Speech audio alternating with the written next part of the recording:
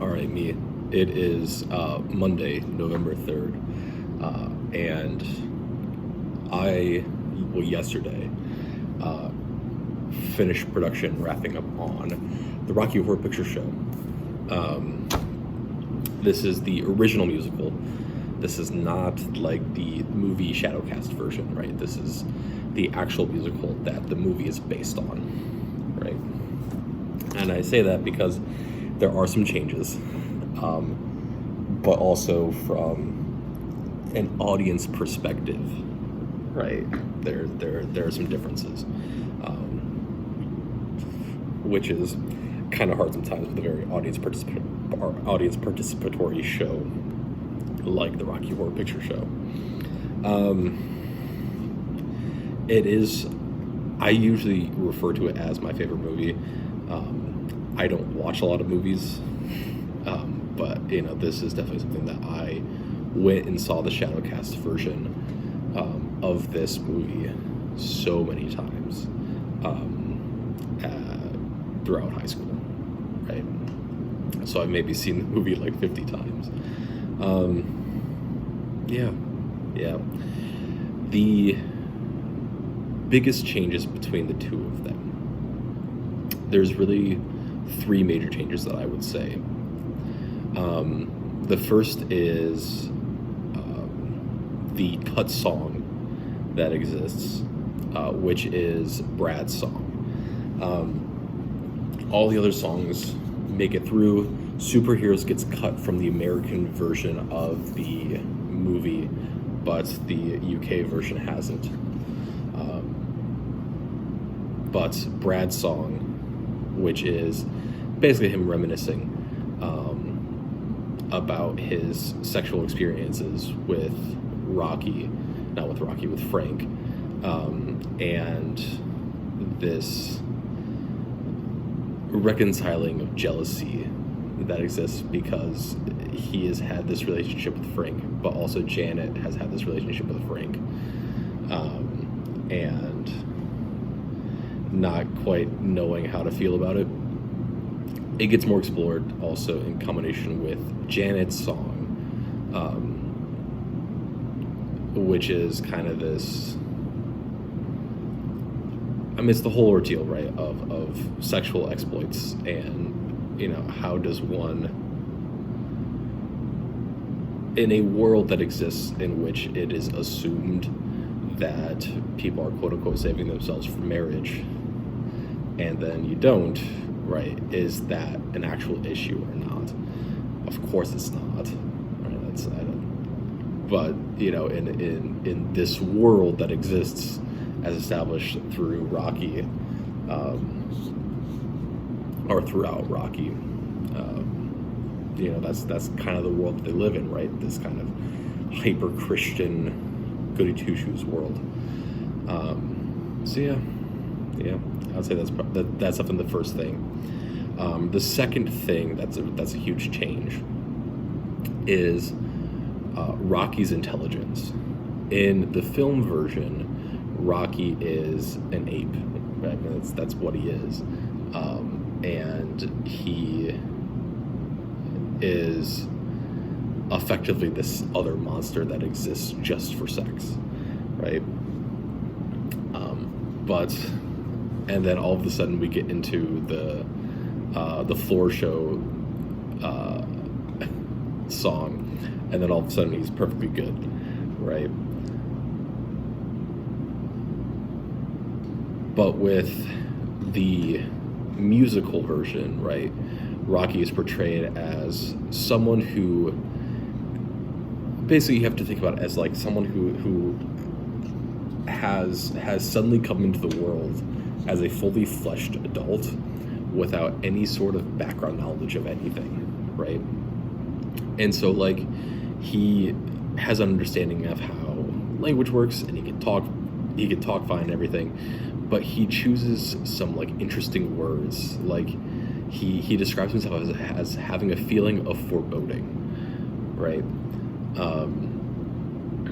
And I think like the metaphors that he uses are a little bit strange, but it's because, right, he doesn't have this kind of contextualization of living around other people, right?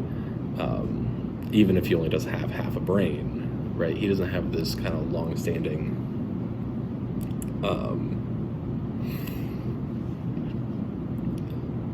societal contextualization of how these things are supposed to work or how he's supposed to act in certain things, right? Which really comes out, right?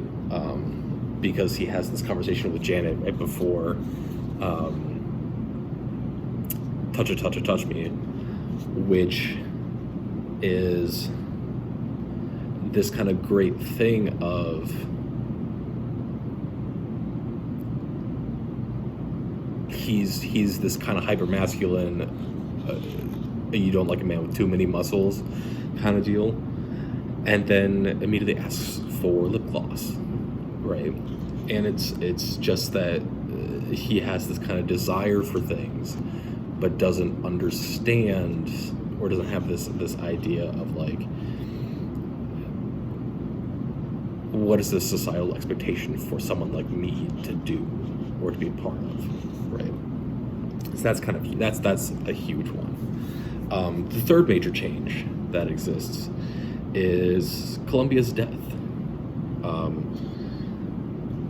Columbia in the movie version, she runs to work a spotlight, and then she makes a noise as Frank is about to be shot, and then Riff turns around and shoots her instead. And like in the movie, it feels very janky and like it doesn't make a whole lot of sense. In the play version, there is some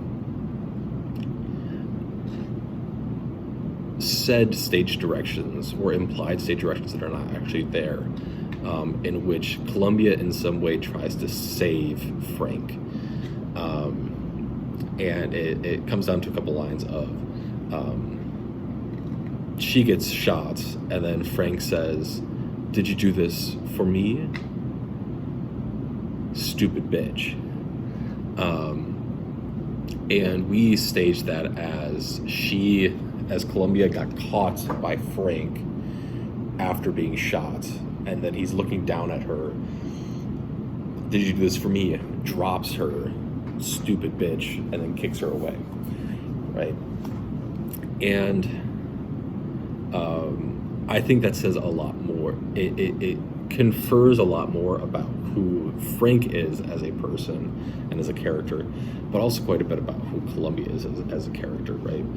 I think that in the musical version, because we don't get the song from Brad, and we don't get this thing from Columbia, right? There's not a lot of like redeemable in some way or enjoyable in some way characters, right? They get viewed as caricatures, right? And the audience participation in terms of them still frames it as that way, right?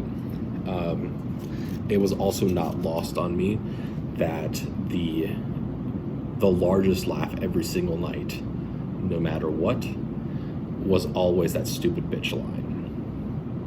And part of it I'm going to attribute to because it's not in the movie, right? And therefore it catches everyone off guard.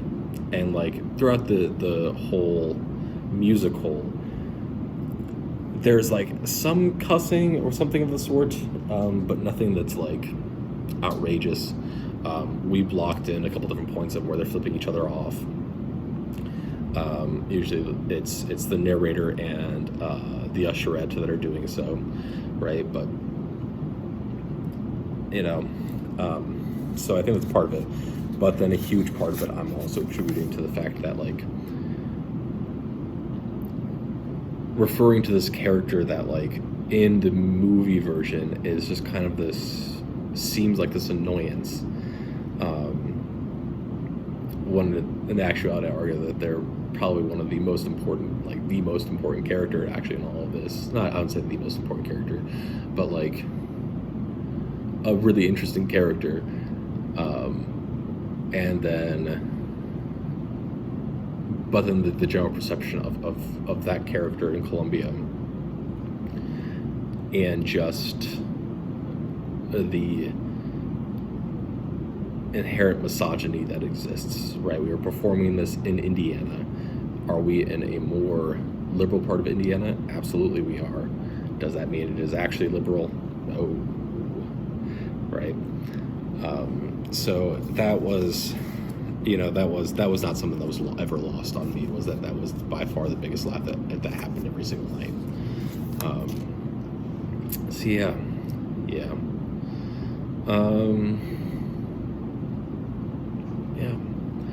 The musical itself, right, as well as just the movie in general. A lot of people claim that there is no plot to it and say that there's no plot to it. Is there really a coherent plot? Not really.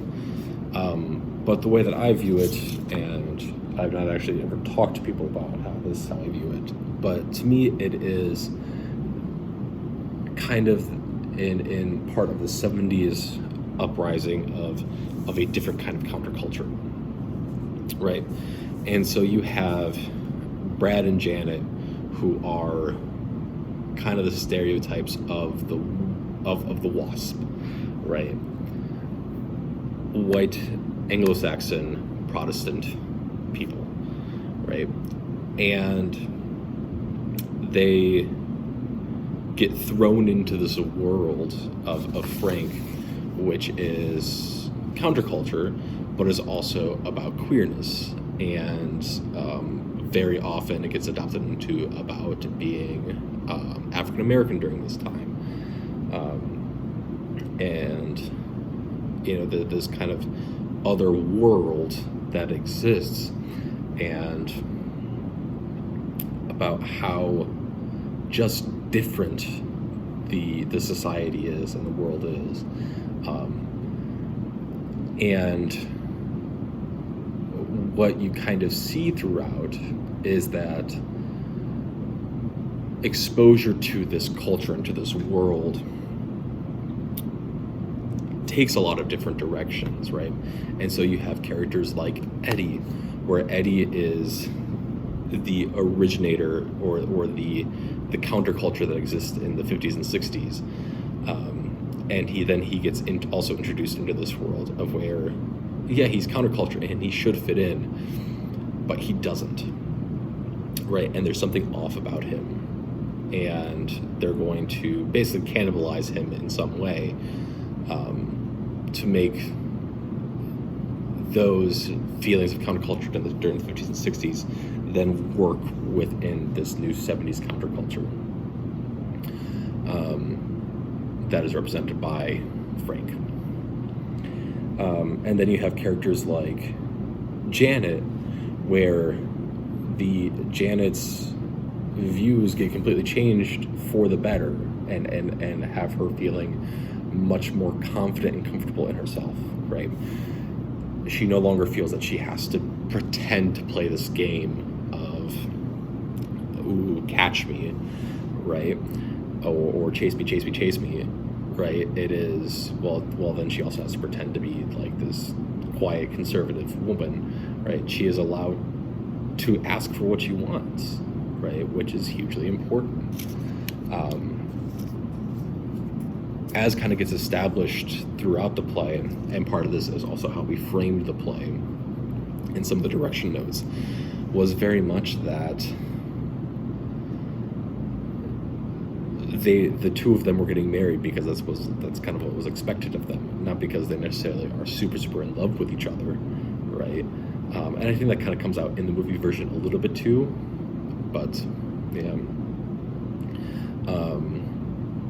And then they reconcile, and they make up and everything, yada. You have characters like Brad, who represents the very dominant party that exists within the conservative nationalist world that he's lived and grown up in, and is now at a loss because he doesn't quite have an understanding of what's going on, right? The whole help me mommy thing, in which I would argue he eventually learns to reconcile with it and understand his role and everything, but it takes him a long time, and he enjoys it, and he enjoys this new world that he gets to live in, but at the same time he just doesn't. It takes some getting used to, and it takes a while for him to get comfortable with it. I think the last character to fully discuss is Columbia, where Columbia to me represents kind of this intersectionality within counterculture that exists, of still being kind of on the outside of things, right? She does her whole monologue about she loves Frank, and then she gets ditched for Eddie, and then Eddie gets ditched for Rocky, right? And she wants to leave, but she can't. And to me, I think it very much helps solidify this huge dynamic that's always important when talking about culture and counterculture, which is like, and we within the musical made specific notes about it and specific direction about it, is that Janet and Columbia are foils to each other. Janet is this girl who is this prim and proper, raised to be in a specific way, and then gets dumped, or I don't say gets dumped, and then gets introduced into this world, and then finds success in it, right? Versus Columbia, who is more or less along the same lines as Eddie, in which he is kind of this representative in some way of the counterculture that has already existed, and then she gets to come into and be a part of this new counterculture that exists. But because she is not new and flashy, or she's not new and fun to play with anymore, right? She gets just kind of thrown out and then left to the dogs, right? And, I think it's, a fun little commentary about movement of culture and movement of counterculture specifically, of where counterculture is just culture. It is in some way what is deemed as being societally acceptable but slightly off the beaten path, right? So yeah.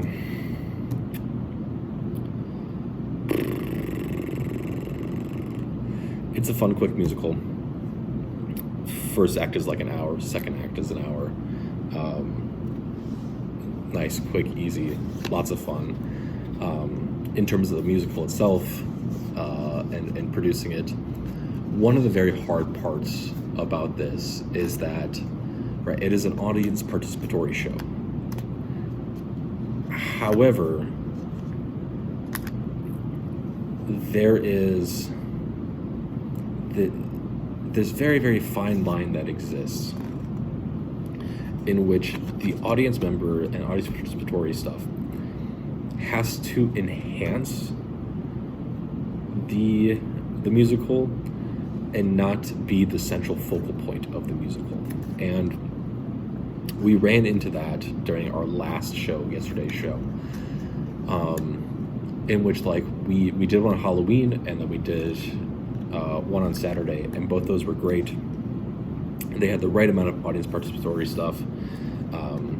It didn't feel like they were interrupting. It felt like they were adding to things, and they weren't doing every single call out that exists, right? They were just, here's a moment, yada, yada, yada.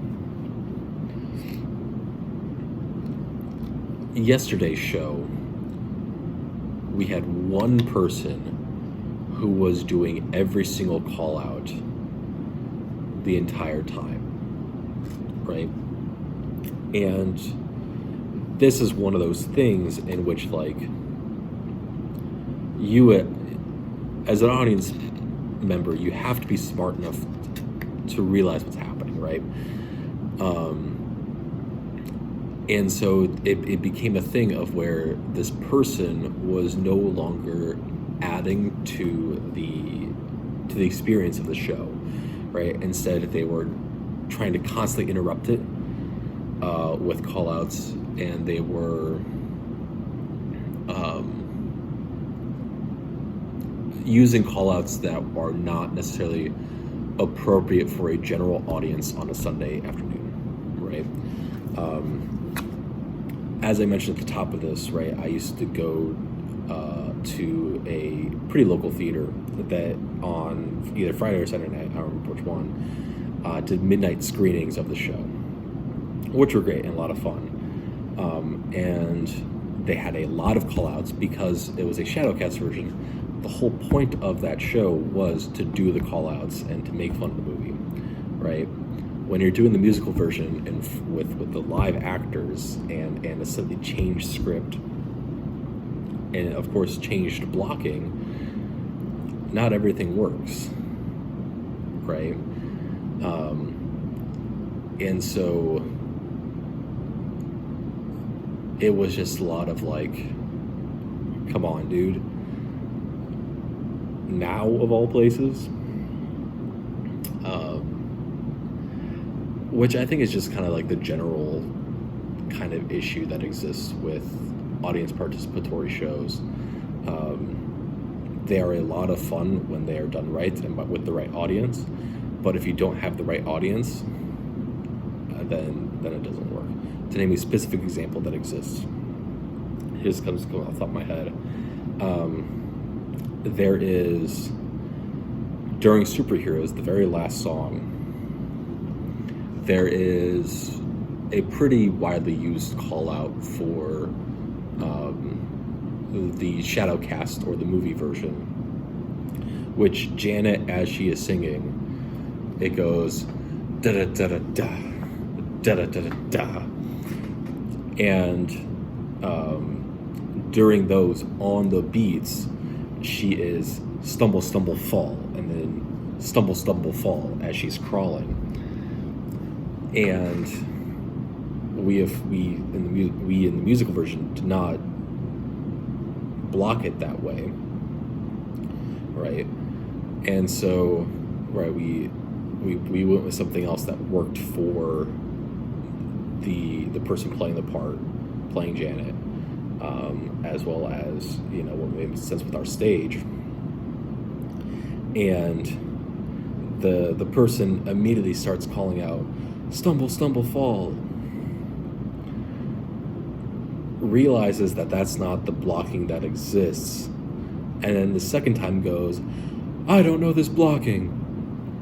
And it's like, wait. Obviously you don't. You've been saying wrong stuff the entire show. So why do you feel the need now, at the end of the show, to suddenly call yourself out? Right? So yeah. All right. I think that's it for Rocky. I don't know. Fun show.